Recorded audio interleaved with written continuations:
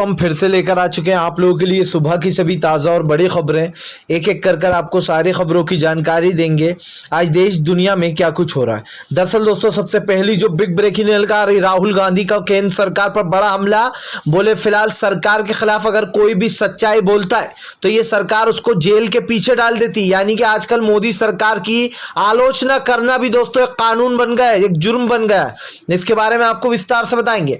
वहीं पर दोस्तों अगली बिग ब्रेकिंग में हम आपको बताएंगे दोस्तों, मोदी सरकार की तानाशाही हुई फेल। जी हां, आपको बता दोस्तों 37 ऐसे देशों में नाम डाल दिया गया मोदी का जो कि तानाशाह है और जिन्होंने प्रेस की आजादी छीन ली है। इसके बारे में भी आपको विस्तार से बताएंगे। वहीं पर दोस्तों किसानों का बड़ा ऐलान। बोले फिलहाल संसद का घेराव हुई किसानों के लिए जो है यहां पर संजीवनी का काम करेगा। राकेश टिकैत ने कहा कि किसान अब पीछे हटने वाला नहीं है।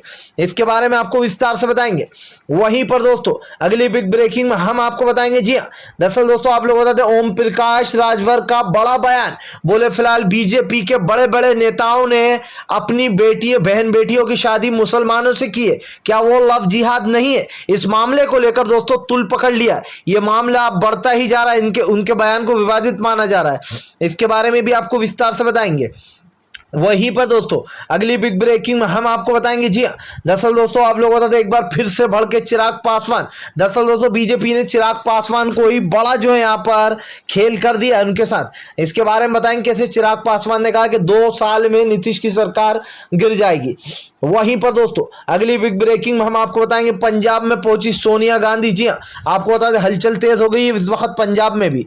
इसके बारे में आपको विस्तार से बताएंगे। वहीं पर दोस्तों कुछ अंधभक्तों ने और कुछ न्यूज चैनल ने अब आमिर खान को भी लव जिहाद में ले लिया। जी दरअसल दोस्तों आप लोग बता दें सुदर्शन टीवी लगातार आमिर खान के मुद्दे को अब लव जिहाद की ओर मोड़ने की कोशिश कर रहा है। इसके बारे में भी आपको विस्तार से बताएंगे। वहीं पर दोस्तों अगली बिग ब्रेकिंग में हम आपको बताएंगे। जी हां, दरअसल दोस्तों आप लोग बता दें मोदी सरकार के खिलाफ राहुल गांधी का ट्वीट आपको बता दें सोशल मीडिया पर जमकर वायरल। इसके बारे में भी आपको विस्तार से बताएंगे।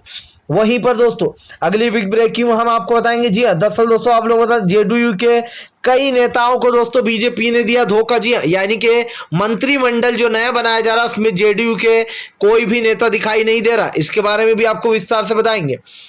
वहीं पर अगली बिग ब्रेकिंग में हम आपको बताएंगे दोस्तों लगातार पेट्रोल डीजल के बढ़ते दामों को लेकर एक बार फिर से जो यहाँ पर अखिलेश यादव ने साधा मोदी के ऊपर अपना निशाना। बोले फिलहाल देश बेहाल हो चुका। जी हाँ, उत्तर प्रदेश और मोदी सरकार ने देश को पूरी तरीके से कंगाल कर दिया। इसके बारे में भी आपको विस्तार से बताएंगे।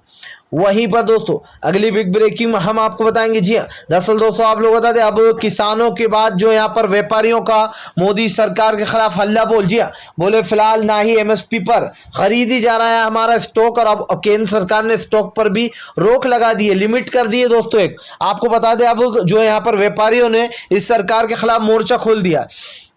इसके बारे में भी आपको विस्तार से बताएंगे। तो सारी खबरें दोस्तों एक एक कर देंगे। फिलहाल खैर चलिए बढ़ते हैं सबसे पहली और सबसे बड़ी खबर की ओर। दरअसल दोस्तों आप लोग बताएं तीनों कृषि कानून को लेकर राकेश टिकैत ने कहा यह संजीवनी का काम करेगी किसानों के लिए। किसान अपने मांगों को लेकर खड़ा हुआ, किसान यहां से पीछे हटने वाला नहीं है। सरकार ने हर कोशिश कर ली। राकेश टिकैत ने कहा कि फिलहाल सरकार ने छल बल सब कुछ हथकंडे अपना लिए किसान को यहां से हटाने के लिए और आगे भी सरकार ये करती रहेगी। किसानों के ऊपर अलग अलग आरोप लगाती रहेगी और आरोप प्रत्यारोप का खेल चलता रहेगा। राकेश टिकैत ने कहा कि ये आरोप लगते रहे लेकिन किसान यहां से हटने वाला नहीं है। आपको बता दोस्तों लगातार जो यहां पर तीनों कृषि कानून को लेकर सरकार और किसान के बीच में बात बनती हुई नजर नहीं आ रही। यही कारण है जो साफ दिखाई दे रहा है दोस्तों कि यह आंदोलन सच में भी 2024 तक ही चलने वाला है, क्योंकि जिस तरीके से सरकार अपनी अकड़ दिखा रही दोस्तों उसको देखकर राकेश टिकैत ने पहले ही कह दिया था कि इस आंदोलन को वो खत्म नहीं करने वाले और यह आंदोलन को वो 2024 तक लेकर जाएंगे। यानी कि दोस्तों अब किसानों की बढ़ती मांगों को लेकर राकेश टिकैत ने साफ कर दिया कि फिलहाल अब 200 लोग जो यहाँ पर संसद का घेराव करेंगे और मानसून सत्र को पूरी तरीके से ठप कर देंगे। जी हाँ, इस तरीके से किसान नेता ने बड़ा हमला बोला है। फिलहाल खैर चलिए हम बढ़ते हैं दोस्तों एक और अगली बिग ब्रेकिंग की तरफ। बता दोस्तों अगली जो बड़ी खबर निकल कर आ रही, राहुल गांधी का केंद्र सरकार पर बड़ा हमला। आपको बता दोस्तों राहुल गांधी का जो ट्वीट था, जो उन्होंने ट्वीट किया है वो अब सोशल मीडिया पर तेजी से वायरल होगा। दरअसल दोस्तों राहुल गांधी ने कल एक ट्वीट किया था, जिस ट्वीट के बाद जो यहाँ पर ट्वीट के बाद सोशल मीडिया पर हंगामा मच गया। आपको बता दोस्तों राहुल गांधी ने कहा था कि फिलहाल ये जो भी हो रहा है, जितने भी पेट्रोल डीजल के दाम बढ़ रहे हैं दोस्तों, इस चीज को लेकर जो है यहाँ पर राहुल गांधी ने जो एक शेर लिखा था। बेसिकली उन्होंने कहा था मित्रों वाला राइफल है, सवाल करो तो सिर्फ जो है यहाँ पर जेल है। जी हाँ, इसके आगे हैशटैग दोस्तों सीधी सी बात है जो उन्होंने डैश लगाया कि मोदी सरकार फेल है, इसके आगे का आपको लिखना है। आपको बता दोस्तों ये ट्वीट तेजी से वायरल हो रहा है सोशल मीडिया पर। राहुल गांधी की एक एक बात दोस्तों सच्ची है। आज पेट्रोल डीजल के दाम पर अगर आप सरकार से पूछो तो सरकार हाथ खड़े कर देती है, राइफल पे पूछो तो सरकार राजद्रोह के केस लगा देती है। यानी कि जो राहुल गांधी की बात है कि फिलहाल मित्रों वाला जो राइफल है, सवाल पूछो तो फिलहाल जेल है। अब इस तरीके का दोस्तों उन्होंने काफी लंबा लिखा है, हालांकि मैंने आपको शॉर्ट में बताया है, लेकिन उनका ये ट्वीट दोस्तों सोशल मीडिया पर तेजी से वायरल हो रहा है। राहुल गांधी ने कहा जिस तरीके से पेट्रोल डीजल के दाम बढ़ रहे हैं, अगर इसके बारे में भी सरकार से सवाल पूछो तो शायद आप देशद्रोही हो जाते हो। जी, लेकिन दोस्तों सवाल ये नहीं आ रहा समझ में कि फिलहाल मोदी सरकार को लगता है कि वो सब कुछ सही करती है। पेट्रोल डीजल के दाम आज आसमान को छू गए, लेकिन उसके बाद भी सरकार टस से मस नहीं हो रही है फिलहाल। खैर चलिए हम बढ़ते हैं दोस्तों एक और अगली बिग ब्रेकिंग की तरफ। बता दोस्तों अगली जो बड़ी खबर निकल कर आ रही है, आपको बता दरअसल ओम प्रकाश राजभर का दोस्तों मोदी सरकार पर भयंकर हमला। जी दरअसल दोस्तों आप लोग बताते जब से जो है यहाँ पर आरएसएस के प्रमुख मोहन भागवत ने वो बयान दिया दोस्तों डीएनए वाला, तब से सोशल मीडिया पर राजनीति गर्म हो गई। आपको बता दोस्तों मोहन भागवत को पता भी नहीं था कि उनका ये बयान देना इतना भारी पड़ जाएगा। अब आपको बता दोस्तों ओम प्रकाश राजभर ने कहा कि फिलहाल ये भारतीय जनता पार्टी की साजिश है। पहले वो हिंदू मुसलमान कराकर छोटी छोटी जगहों पर दंगे कराती है, गौ माता की हत्या के नाम पर मुसलमानों को पीटती है, उनकी पीट कर जान ले लेती है, और अब जब चुनाव करीब आ गए तो उन्होंने हिंदू मुसलमान को एक करने की सोची है। आपको बता दें ओम प्रकाश राजभर का कहना है कि बीजेपी के बड़े बड़े दिग्गज से दिग्गज नेताओं ने अपनी बहन बेटियों की शादी मुस्लिमों के साथ की है, मुस्लिम नेताओं के साथ की है।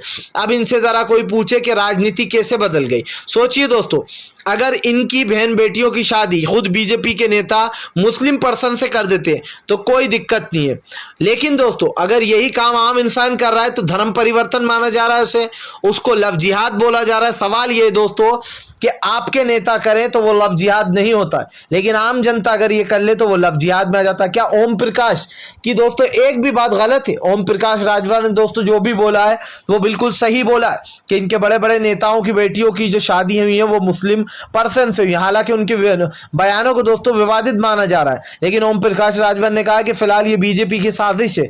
अब वो हिंदू मुसलमान के डीएनए को एक बताकर जो है हिंदू मुसलमान के वोटों को एक कर कर हासिल करना चाहती है, वोट पाना चाहती है, और इसीलिए वो ये चाल चल रही। सोचिए दोस्तों, बंगाल की हार के बाद मुसलमान इतना जरूरी हो गया प्रधानमंत्री नरेंद्र मोदी के लिए कि इनके सारे बीजेपी के नेता अब मुस्लिमों को भाई बता रहे हैं। जी हाँ, और मोहन भागवत ने तो कल यहां तक कह दिया कि जो लोग मॉब लिंचिंग कर रहे हैं, जो लोग गौ हत्या के नाम पर मुसलमानों को मार रहे हैं, वो लोग हिंदू ही नहीं है। सोचिए दोस्तों, ये मोहन भागवत का जो यहां पर बयान था, यानी कि आपने सिरे से ये खारिज कर दिया कि जिन लोगों ने गौ हत्या के नाम पर मुसलमानों की मॉब लिंचिंग की, जिस तरीके से दोस्तों अम्मू नाम का पर्सन मुसलमानों को मारने की धमकियां देता, खुलेआम ठोकने की, इन जैसे लोगों को मोहन भागवत ने कह दिया कि फिलहाल वो तो हिंदू है ही नहीं, तो फिर वो क्या है दोस्तों फिलहाल। खैर चलिए हम बढ़ते हैं दोस्तों एक और अगली बिग ब्रेकिंग की तरफ। बता दोस्तों अगली जो बड़ी खबर निकल कर आ रही है, आपको बता दें फिलहाल 2 साल में गिर जाएगी जेडीयू की सरकार, चिराग पासवान भड़के। दरअसल दोस्तों चिराग पासवान को बीजेपी ने ठेंगा दिखा दिया। आपको बता दें पशुपति पारस भी जो है दोस्तों मोदी के मंत्रिमंडल के लिए 2 दिन से दिल्ली में गए हैं। आपको बता दोस्तों इस मंत्रिमंडल में सिंधिया शामिल है, और जो यहाँ पर असम के पूर्व सीएम भी शामिल है। कई ऐसे लोग हैं दोस्तों जिसको फेरबदल हो रहा है और मंत्रिमंडल में शामिल किया जा रहा है। अब चिराग पासवान भड़क गए। सोचिए दोस्तों, जो मोदी का हनुमान बताते थे खुद को, अब किस तरीके से जो यहाँ पर दोस्तों बैंड बजा रहा है मोदी ही चिराग पासवान की फिलहाल। खैर चलिए हम बढ़ते दोस्तों एक और अगली बिग ब्रेकिंग की तरफ। बता दोस्तों अगली जो बड़ी खबर निकल कर आ रही है आपको बता दें, फिलहाल सुदर्शन टीवी ने दोस्तों घेरा आमिर खान को, बताया लव जिहाद। दरअसल दोस्तों इन दिनों मोदी की बेटी कंगना रावत और सुदर्शन टीवी आमिर खान को घेरने में लग गए। दोस्तों बीजेपी के जब भी चुनाव आते हैं तो इस तरीके के मुद्दे गर्म कर दिए जाते हैं। आपको बता दोस्तों अब आमिर खान को लेकर, जो आमिर खान और किरण राव की जो तलाक हुई है उसको लेकर अब इन लोगों ने लव जिहाद बना दिया। कंगना रावत का कहना है कि फिलहाल आदमी ही अपना, औरतें ही अपना धर्म परिवर्तन क्यों करे, आदमी क्यों ना करे, जबकि दोस्तों आमिर खान ने धर्म परिवर्तन तो कराया ही नहीं है।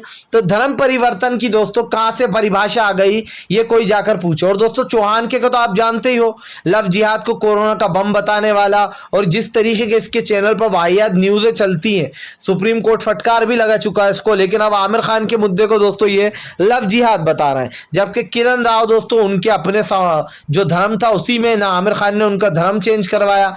सवाल ये हो जाता है कि बार बार इस चीज को दोस्तों धर्म परिवर्तन से जोड़ते हैं, ये हर चीज को, जहां हिंदू मुसलमान का मुद्दा आ जाता है वहां धर्म परिवर्तन आता है, लव जिहाद आ जाता है दोस्तों। लेकिन बीजेपी के नेता अगर यही काम करे तो उनके ऊपर कोई आरोप नहीं लगते। सोचिए कंगना रावत जैसी इंसान ये कह रही है कि फिलहाल महिलाएं ही जो अपना धर्म परिवर्तन क्यों करें, मर्द क्यों ना करें। भैया इस इंडस्ट्री में काफी ऐसे लोग हैं जिन्होंने हिंदू लोगों से, हिंदू भाइयों से, मुसलमान बहन, उनकी बहनों की शादी की या उनकी फैमिली में शादी की। सलमान खान की बहन दोस्तों अर्पिता, उन्होंने जो यहाँ पर हिंदू पर्सन से शादी की है।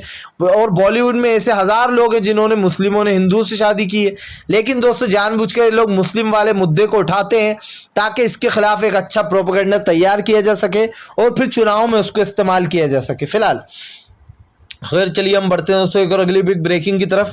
बता दोस्तों अगली जो बड़ी खबर निकल कर आ रही, मोदी के दोस्तों मंत्रिमंडल पर उठने लगे सवाल। जी हाँ, बोले फिलहाल मोदी सरकार फेल हो गई है तो अब अपने मंत्रिमंडल में फेरबदल कर रही है। क्या इससे क्या होगा मोदी जी, क्या आपकी सरकार बच जाएगी? दरअसल दोस्तों प्रधानमंत्री नरेंद्र मोदी को पता चल चुका है कि उनके नेतृत्व में जिस तरीके से दोस्तों देश कोरोना में बेहाल हुआ है, लोगों की जाने गई हैं, अब प्रधानमंत्री को लगता है कि वो मंत्रिमंडल का विस्तार कर कर इसमें काफी फेरबदल कर रहा है और जो आवाजें उठ रही हैं उनके खिलाफ उसमें भी काफी बदलाव हो रहा है।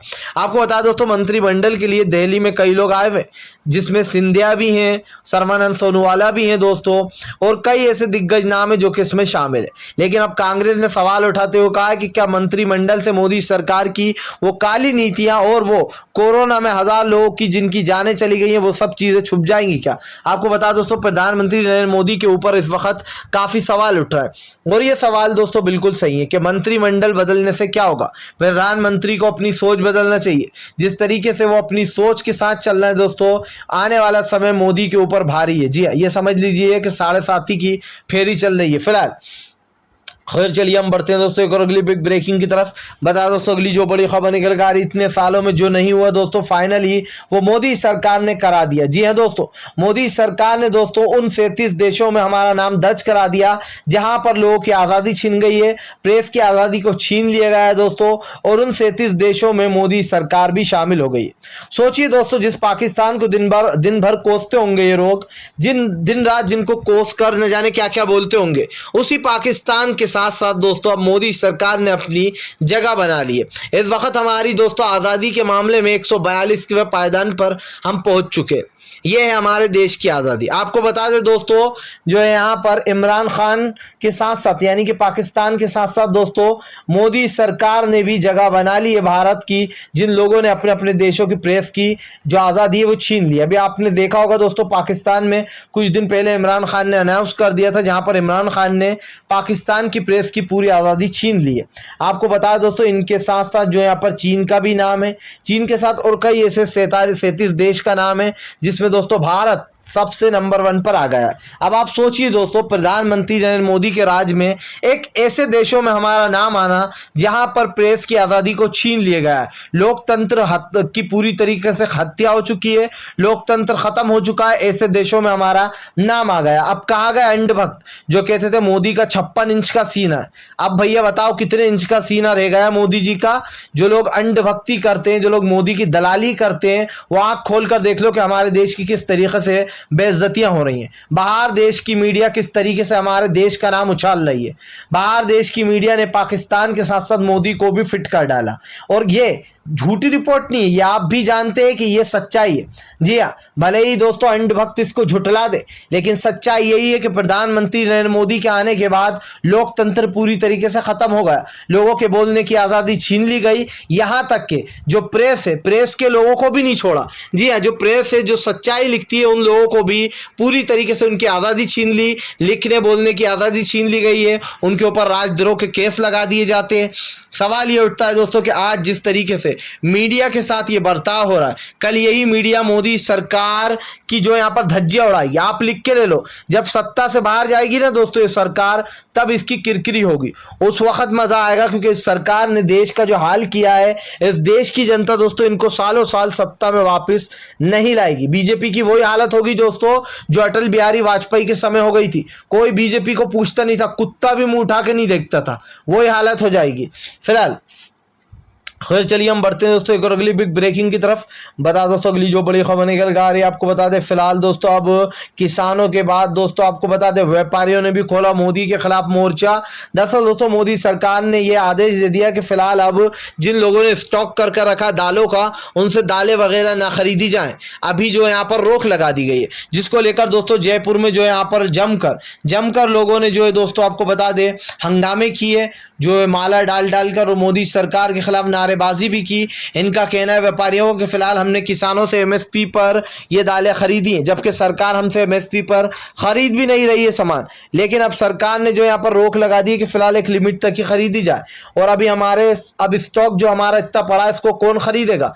इसको लेकर व्यापारियों ने कहा कि मोदी सरकार की तानाशाही चल रही है। जी हाँ, फिलहाल जिस तरीके से ये सरकार तानाशाही दिखा रही है, व्यापारियों का सामान पड़ा हुआ है वो पड़े पड़े सड़ जाएगा, उसकी जिम्मेदारी कौन लेगा। हमने जो यहाँ पर मुंह मांगे दामों में सामान खरीदा, और ऐसे में दोस्तों मोदी सरकार कह रही है कि कालाबाजारी हो रही है। सोचिए, सामान सस्ते में बिक रहा है, जब 30% ज्यादा में बिकता तो एक तरीके से दोस्तों व्यापारियों के कहना है कि कालाबाजारी होती। लेकिन सामान जो दालें वगैरह हैं वो कोरोना के चलते और नीचे चला गया भाव, तो फिलहाल कालाबाजारी कहां से हो रही है। यानी कि दोस्तों मोदी सरकार के पास हर सवाल का जवाब है। फिलहाल खैर चलिए हम बढ़ते हैं दोस्तों एक और अगली बिग ब्रेकिंग की तरफ। बता दोस्तों अगली जो बड़ी खबर निकल कर आ रही है, आपको बता दोस्तों जेडीयू के मंत्रिमंडल में दोस्तों जेडीयू को क्या नहीं मिलेगी जगह। जी हाँ, क्या सिर्फ 3 पद ही मिल पाएंगे। दरअसल दोस्तों आपको बता दें इन दिनों नीतीश की सरकार और बीजेपी में घमासान मच गया है। जो मंत्रिमंडल को लेकर दोस्तों जो विस्तार चल रहा है बताया जा रहा है, उसमें नीतीश के कई नेता दोस्तों नाराज चल रहे हैं।